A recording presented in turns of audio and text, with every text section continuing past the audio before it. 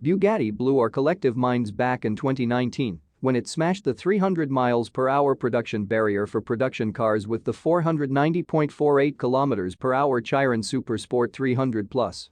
But, much like the handling-focused Chiron Pur Sport that arrived in 2020 to prove that Bugattis could do more than go fast in a straight line, the 300 plus gave up a big dollop of luxury and refinement to deliver that headline-grabbing top speed. The new Super Sport comes in. In essence, the Super Sport promises the best of both worlds, physics-defying performance, but without giving away anything in terms of comfort. If that sounds like an enticing blend, you're going to need €3.2 million plus taxes to grab one of the 60 Bugatti will build. That makes the Super Sport twice as numerous as the 300 plus, which appears to donate its slippery bodywork, including the extended tail section, that helps generate enough downforce that the Bugatti can retract the multi-position rear wing in top speed mode and still have adequate stability.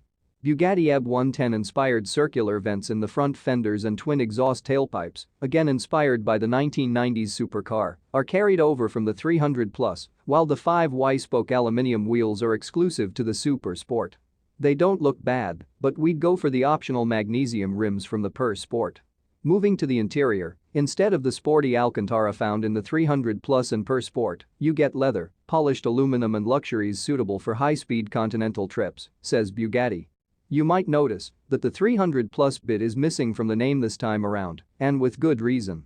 The Super Sport might be packing the same 1578 horsepower and 1180 pounds-feet version of Bugatti's quad-turbo W16 as the record breaker, rather than the 1480 horsepower and 1180 pounds-feet of the regular Chiron, but this time top speed has been electronically limited to 440 km per hour in the interests of safety and homologation.